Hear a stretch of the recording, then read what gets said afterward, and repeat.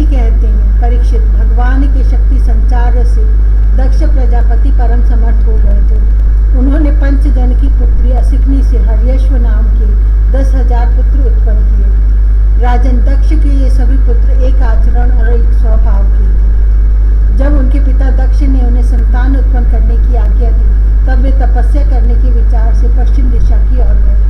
पश्चिम दिशा में सिंधु नदी और समुद्र के संगम पर नारायणसर नाम का एक महान तीर्थ है। बड़े बड़े मुनि और सिद्ध पुरुष वहां निवास करते हैं। नारायण सर में स्नान करते ही हर्यश्वों के अंतःकरण शुद्ध हो गए। उनकी बुद्धि भागवत धर्म में लग गई। फिर भी अपने पिता दक्ष की आज्ञा से बंधे होने के कारण वे उग्र तपस्या ही करते रहे। जब देव ऋषि नारद ने देखा कि भागवत धर्म में रुचि होने पर भी ये प्रजा वृद्धि के लिए ही तत्पर हैं, तब उन्होंने उनके पास आकर कहा, अरे हर्यश्व, तुम प्रजापति हो तो क्या हुआ? वास्तव में तो तुम लोग मूर्ख ही हो। बतलाओ तो, जब तुम लोगों ने पृथ्वी का अंत ही नहीं देखा तब सृष्टि कैसे करोगे? बड़े खेद की बात है। देखो, एक ऐसा देश है जिसमें एक ही पुरुष है, एक ऐसा बिल है जिससे बाहर निकलने का रास्ता ही नहीं है, एक ऐसी स्त्री है जो बहुरूपिणी है, एक ऐसा पुरुष है जो व्यभिचारिणी का पति है, एक ऐसी नदी है जो आगे पीछे दोनों ओर बहती है, एक ऐसा विचित्र घर है जो 25 पदार्थों से बना है, एक ऐसा हंस है जिसकी कहानी बड़ी विचित्र है, एक ऐसा चक्र है जो छुरे एवं वज्र से बना हुआ है और अपने आप घूमता रहता है। मूर्ख हर्यश्व, जब तक तुम लोग अपने सर्वज्ञ पिता के उचित आदेश को समझ नहीं लोगे और इन उपर्युक्त वस्तुओं को देख नहीं लोगे, तब तक उनकी आज्ञानुसार सृष्टि कैसे कर सकोगे? श्री सुखदेव जी कहते हैं, परीक्षित, हर्यश्व जन्म से ही बड़े बुद्धिमान थे। वे देवऋषि नारद की यह पहेली, ये गूढ़ वचन सुनकर अपनी बुद्धि से स्वयं ही विचार करने लगे। देव ऋषि नारद का कहना तो सच है। यह लिंग शरीर ही, जिसे साधारणतः जीव कहते हैं, पृथ्वी है और यही आत्मा का अनादि बंधन है। इसका अंत विनाश देखे बिना मोक्ष के अनुपयोगी कर्मों में लगे रहने से क्या लाभ है? सचमुच ईश्वर एक ही है। वह जागृत आदि तीनों अवस्थाओं और उनके अभिमानियों से भिन्न उनका साक्ष्य तुल्य है।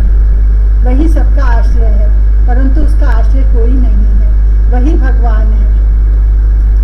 उस प्रकृति आदि से अतीत नित्य मुक्त परमात्मा को देखे बिना भगवान के प्रति असमर्पित कर्मों से जीव को क्या लाभ है? जैसे मनुष्य बिल रूप पाताल में प्रवेश करके वहां से नहीं लौट पाता, वैसे ही जीव जिसको प्राप्त करके फिर संसार में नहीं लौटता, जो स्वयं अंतः ज्योति स्वरूप है, उस परमात्मा को जाने बिना विनाशवान स्वर्ग आदि फल देने वाले कर्मों को करने से क्या लाभ है? यह अपनी बुद्धि ही बहुरूपिणी और सत्व रज आदि गुणों को धारण करने वाली व्यभिचारिणी स्त्री के समान है। इस जीवन में इसका अंत जाने बिना, विवेक प्राप्त किए बिना अशांति को अधिकाधिक बढ़ाने वाले कर्म करने का प्रयोजन ही क्या है? यह बुद्धि तो कुलटा स्त्री के समान है। इसके संग से जीव रूप पुरुष का ऐश्वर्य, इसकी स्वतंत्रता नष्ट हो गई है। इसी के पीछे पीछे वह कुलटा स्त्री के पति की भांति न जाने कहां कहां भटक रहा है। इसकी विभिन्न गतियों चालों को जाने बिना ही विवेक रहित कर्मों से क्या सिद्धि मिलेगी? माया ही दोनों ओर बहने वाली नदी है।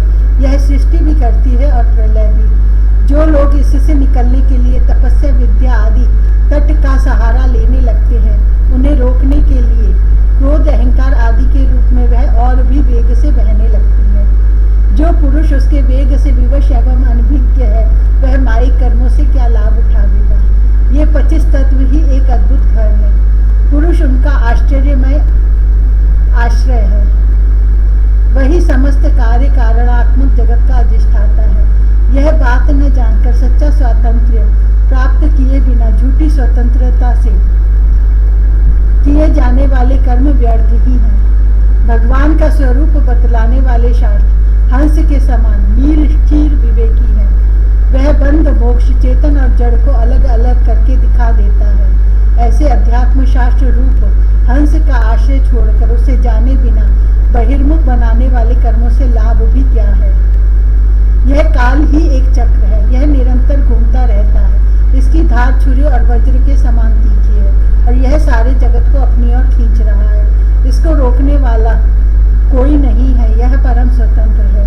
यह बात न जानकर, कर्मों के फल को नित्य समझकर जो लोग सकाम भाव से उनका अनुष्ठान करते हैं, उन्हें उन अनित्य कर्मों से क्या लाभ होगा। शास्त्र ही पिता है, क्योंकि दूसरा जन्म शास्त्र के द्वारा ही होता है और उसका आदेश कर्मों में लगना नहीं, उनसे निवृत्त होना है। इसे जो नहीं जानता वह गुणमय शब्द आदि विषयों पर विश्वास कर लेता है। अब वह कर्मों से निवृत्त होने की आज्ञा का पालन भला कैसे कर सकता है। परीक्षित, हर्यश्व ने एक मत से यही निश्चय किया और नारद जी की परिक्रमा करके वे उस मोक्ष पथ के पथिक बन गए, जिस पर चलकर फिर लौटना नहीं पड़ता। इसके बाद देव ऋषि नारद स्वर ब्रह्म में संगीत लहरी में अभिव्यक्त हुए भगवान श्री कृष्ण चंद्र के चरण कमलों में अपने चित्त को अखंड रूप से स्थिर करके लोक लोकांतर में विचरने लगे। परीक्षित, जब दक्ष प्रजापति को मालूम हुआ कि मेरे शीलवान पुत्र नारद के उपदेश से कर्तव्यच्युत हो गए हैं, तब वे शोक से व्याकुल हो गए। उन्हें बड़ा पश्चाताप हुआ। सचमुच अच्छी संतान का होना भी शोक का ही कारण है। ब्रह्मा जी ने दक्ष प्रजापति को बड़ी सांत्वना दी। तब उन्होंने पंचजन नंदिनी असिकनी के गर्भ से 1000 पुत्र और उत्पन्न किए, जिनका नाम था शबलाश। वे भी अपने पिता दक्ष प्रजापति की आज्ञा पाकर प्रजा सृष्टि के उद्देश्य से तप करने के लिए उसी नारायण सरोवर पर गए, जहां जाकर उनके बड़े भाइयों ने सिद्धि प्राप्त की थी। शबलाशवों ने वहां जाकर उस सरोवर में स्नान किया। स्नान मात्र से ही उनके अंतःकरण के सारे मल धुल गए। अब वे पर ब्रह्म स्वरूप प्रणव का जप करते हुए महान तपस्या में लग गए। कुछ महीनों तक केवल जल और कुछ महीनों तक केवल हवा पीकर ही उन्होंने हम नमस्कार पूर्वक ओंकार स्वरूप भगवान नारायण का ध्यान करते हैं, जो विशुद्ध चित्त में निवास करते हैं, सबके अंतर्यामी हैं तथा सर्वव्यापक एवं परमहंस स्वरूप है। इस मंत्र का अभ्यास करते हुए मंत्राधिपति भगवान की आराधना की। परीक्षित, इस प्रकार दक्ष के पुत्र शबलाश्व प्रजा सृष्टि के लिए तपस्या में संलग्न थे। उनके पास भी देव ऋषि नारद आए और उन्होंने पहले के समान ही कूट वचन कहे। उन्होंने कहा, दक्ष प्रजापति के पुत्रों, मैं तुम लोगों को जो उपदेश देता हूँ उसे सुनो। तुम लोग तो अपने भाइयों से बड़ा प्रेम करते हो, इसलिए उनके मार्ग का अनुसंधान करो। जो धर्मज्ञ भाई अपने बड़े भाइयों के श्रेष्ठ मार्ग का अनुसरण करता है, वही सच्चा भाई है। वह पुण्यवान पुरुष परलोक में मरुद गणों के साथ आनंद भोगता है। परीक्षित, शबलाश्वों को इस प्रकार उपदेश देकर देव ऋषि नारद वहां से चले गए और उन लोगों ने भी अपने भाइयों के मार्ग का ही अनुगमन किया, क्योंकि नारद जी का दर्शन कभी व्यर्थ नहीं जाता। वे उस पथ के पथिक बने जो अंतर्मुखी वृत्ति से प्राप्त होने योग्य, अत्यंत सुंदर और भगवत प्राप्ति के अनुकूल है। वे बीती हुई रात्रियों के समान न तो उस मार्ग से अब तक लौटे हैं और न आगे लौटेंगे ही। दक्ष प्रजापति ने देखा कि आजकल बहुत से अपशकुन हो रहे हैं। उनके चित्र में पुत्रों के अनिष्ट की आशंका हो आई। इतने में ही उन्हें मालूम हुआ कि पहले की भांति अब की बार भी नारद जी ने मेरे पुत्रों को चौपट कर दिया। उन्हें अपने पुत्रों की कर्तव्यच्युति से बड़ा शोक हुआ और वे नारद जी पर बड़े क्रोधित हुए। उनके मिलने पर क्रोध के मारे दक्ष प्रजापति के होंठ फड़कने लगे और वे आवेश में भरकर नारद जी से बोले। दक्ष प्रजापति ने कहा, ओ दुष्ट, तुमने झूठ मूठ साधुओं का बाना पहन रखा है। हमारे भोले भाले बालकों को भिक्षुओं का मार्ग दिखाकर तुमने हमारा बड़ा अपकार किया है। अभी उन्होंने ब्रह्मचर्य से ऋषि ऋण, यज्ञ से देव ऋण और पुत्रोत्पत्ति से पितृ ऋण नहीं उतारा था। उन्हें अभी कर्म फल की निष्फलता के संबंध में भी कुछ विचार नहीं था, परंतु पापात्मन, तुमने उनके दोनों लोकों का सुख चौपट कर दिया। सचमुच तुम्हारे हृदय में दया का नाम भी नहीं है। तुम इस प्रकार बच्चों की बुद्धि बिगाड़ते फिरते हो। तुमने भगवान के पार्षदों में रहकर उनकी कीर्ति में कलंक ही लगाया।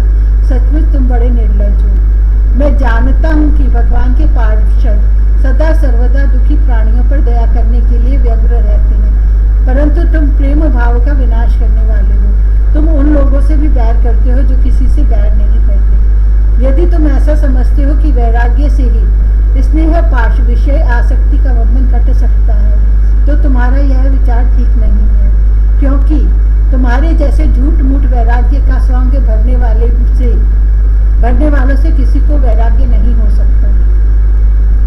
नारद मनुष्य विषयों का अनुभव किए बिना उनकी कटुता नहीं जान सकता, इसलिए उनकी दुख रूपता का अनुभव होने पर स्वयं जैसा वैराग्य होता है वैसा दूसरों के बहकाने से नहीं होता। हम लोग सदगृहस्थ हैं, अपनी धर्म मर्यादा का पालन करते हैं। एक बार पहले भी तुमने हमारा असह्य अपकार किया था, तब हमने उसे सह लिया। तुम तो हमारी वंश परंपरा का उच्छेद करने पर ही उतारू हो रहे हो। तुमने फिर हमारे साथ वही दुष्टता का व्यवहार किया, इसलिए मूढ़ जाओ, लोक लोकांतरों में भटकते रहो, कहीं भी तुम्हारे लिए ठहरने को ठोर नहीं होगी। श्री सुखदेव जी कहते हैं, परीक्षित, संत शिरोमणि देव ऋषि नारद ने बहुत अच्छा कहकर दक्ष का शाप स्वीकार कर लिया। संसार में बस साधुता इसी का नाम है कि बदला लेने की शक्ति लेने पर भी दूसरे का किया हुआ अपकार सह लिया जाए।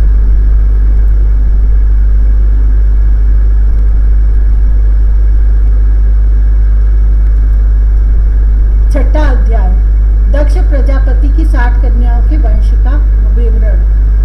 श्री सुखदेव जी कहते हैं, परीक्षित, तदंतर ब्रह्मा जी के बहुत अनुनय विनय करने पर दक्ष प्रजापति ने अपनी पत्नी असिकनी के गर्भ से 60 कन्याएं उत्पन्न की। वे सभी अपने पिता दक्ष से बहुत प्रेम करती थी। दक्ष प्रजापति ने उनमें से 10 कन्याएं धर्म को, 13 कश्यप को, 27 चंद्रमा को, 2 भूत को, 2 अंगिरा को, 2 कृशाश्व को और शेष 4 ताक्ष नामधारी कश्यप को भी ब्याह दी। परीक्षित, तुम इन दक्ष कन्याओं इनकी संतानों का नाम मुझसे सुनो। इन्हीं की वंश परंपरा तीनों लोकों में फैली हुई है। धर्म की 10 पत्नियां थी, भानु, लंबा, ककुब, जामी, विश्वा, साध्या, मरुत्वती, वसु, मुहूर्ता और संकल्पा। इनके पुत्रों के नाम सुनो। राजन, भानु का पुत्र देव ऋषभ और उसका इंद्रसेन था। लंबा का पुत्र हुआ विद्योत और उसके मेघगण। ककुब का पुत्र हुआ संकट, उसका कीकट, और कीकट के पुत्र हुए पृथ्वी के संपूर्ण दुर्गों किलों के अभिमानी देवता। जामी के पुत्र का नाम था स्वर्ग और उसका पुत्र हुआ नंदी। विश्वा के विश्वे देव हुए, उनके कोई संतान न हुई। साध्या से साध्य गण हुए और उनका पुत्र हुआ अर्थसिद्धि। मरुत्वती के 2 पुत्र हुए, मरुत्वान और जयंत। जयंत भगवान वासुदेव के अंश, उन्हें लोग उपेंद्र भी कहते हैं। मुहूर्ता से मुहूर्त के अभिमानी देवता उत्पन्न हुए।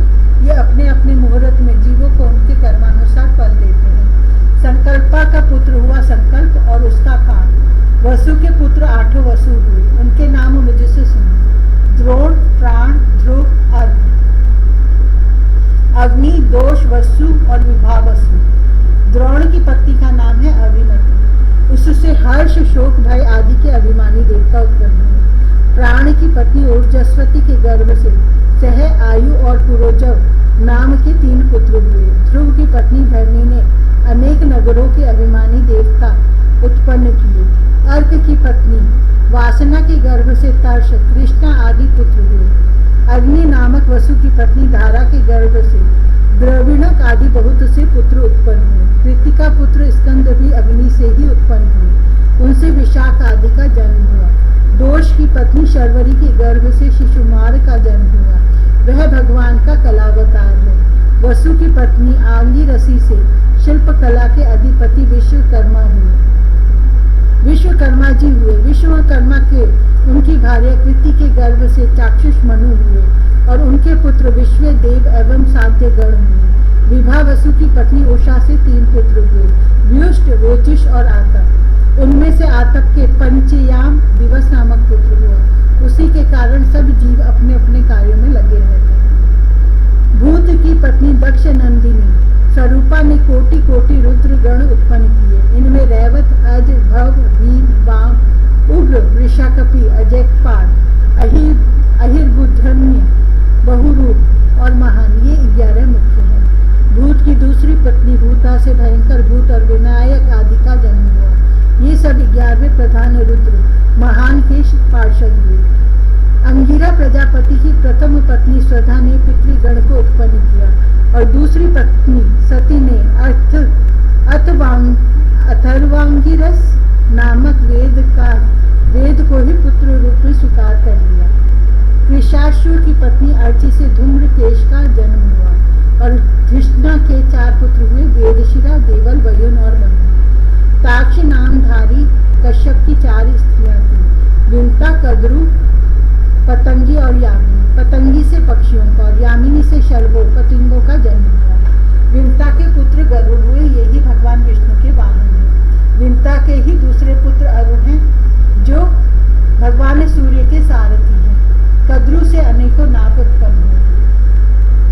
परीक्षित, कृतिका आदि 27 नक्षत्र अभिमानिनी देवियां चंद्रमा की पत्नियां हैं। रोहिणी से विशेष प्रेम करने के कारण चंद्रमा को दक्ष ने शाप दे दिया, जिससे उन्हें क्षय रोग हो गया था। उन्हें कोई संतान नहीं हुई। उन्होंने दक्ष को फिर से प्रसन्न करके कृष्ण पक्ष की शील कलाओं के शुक्ल पक्ष में पूर्ण होने का वर तो प्राप्त कर लिया, परंतु नक्षत्राभिमानी देवियों से उन्हें कोई संतान न हुई। अब तुम कश्यप पत्नियों के मंगलमय नाम सुनो। वे लोक माताएं हैं, उन्हीं से यह सारी सृष्टि उत्पन्न हुई है। उनके नाम है अदिति, दिति, दनु, काष्ठा, अरिष्टा, सुरसा, इला, मुनि, क्रोधवशा, ताम्रा, सुरभि, शर्मा और तिमी। इनमें तिमी के पुत्र हैं जलचर जंतु और शर्मा के बाघ आदि हिंसक जीव। सुरभि के पुत्र हैं भैंस, गाय तथा दूसरे 2 खुर वाले पशु। ताम्रा की संतान है बाज, गीद आदि शिकारी पक्षी। मुनि से अप्सराएं उत्पन्न हुई। क्रोधवशा के पुत्र हुए सांप, बिच्छू आदि विषैले जंतु। इला से वृक्ष, लता आदि पृथ्वी में उत्पन्न होने वाली वनस्पतियां और सुरसा से यातुदान राक्षस। अरिष्टा से गंधर्व और काष्ठा से घोड़े आदि 1 खुर वाले पशु उत्पन्न हुए। दनु के 61 पुत्र हुए। इनमें प्रधान के नाम सुनो। द्विमूर्धा, शरम, शंबर, अरिष्ट, हयग्रीव, विभावसु, अयोमुख, शंकुशिरा, स्वरभानु, कपिल, अरुण, पुलोमा, वृषपर्वा, एक चक्र, अनुतापन, धूम्रकेश, विरूपाक्ष, विप्रचिति और दुर्जय।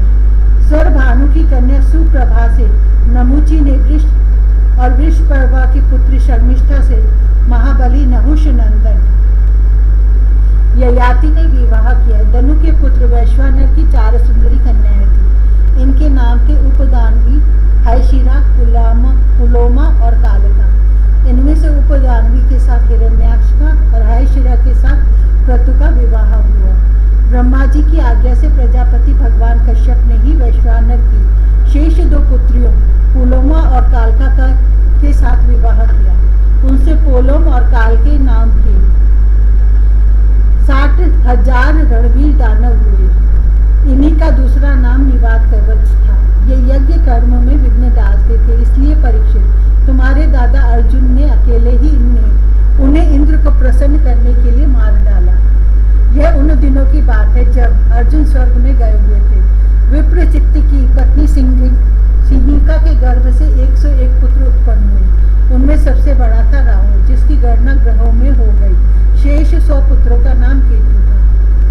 परीक्षित, अब क्रमशः अदिति की वंश परंपरा सुनो। इस वंश में सर्वव्यापक देवादिदेव नारायण ने अपने अंश से वामन रूप में अवतार लिया था। अदिति के पुत्र थे विवस्वान, अर्यमा, पूषा, त्वष्टा, सविता, भग, धाता, विधाता, वरुण, मित्र, इंद्र और त्रिविक्रम वामन। यही 12 आदित्य कहलाए।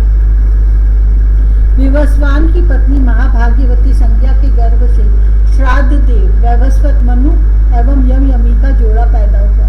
संज्ञा ने ही घोड़ी का रूप धारण करके भगवान सूर्य के द्वारा भूलोक में दोनों अश्विनी कुमारों को जन्म दिया। विवस्वान की दूसरी पत्नी थी छाया। उनके शनैश्चर और सावर्णी मनु नाम के 2 पुत्र तथा तप्ती नाम की एक कन्या उत्पन्न हुई। तप्ती ने संवरण को पति रूप में वरण किया। अर्यमा की पत्नी मातृका थी। उसके गर्भ से चर्षणी नामक पुत्र हुए। वे कर्तव्य अकर्तव्य के ज्ञान से युक्त थे, इसलिए ब्रह्मा जी ने उन्हीं के आधार पर मनुष्य जाति की ब्राह्मण आदि वर्णों की कल्पना की। पूषा के कोई संतान न हुई। प्राचीन काल में जब शिवजी दक्ष पर क्रोधित हुए थे, तब पूषा दांत दिखाकर हंसने लगे थे, इसलिए वीरभद्र ने इनके दांत तोड़ दिए थे। तब से पूषा पिसा हुआ अन्न ही खाते हैं। दैत्यों की छोटी बहन कुमारी रचना त्वष्टा की पत्नी थी। रचना के गर्भ से 2 पुत्र हुए, समनिवेश और पराक्रमी विश्वरूप। इस प्रकार विश्वरूप यद्यपि शत्रुओं के भानजे थे, फिर भी जब देवगुरु बृहस्पति जी ने इंद्र से अपमानित होकर देवताओं को परित्याग कर दिया, तब देवताओं ने विश्वरूप को ही अपना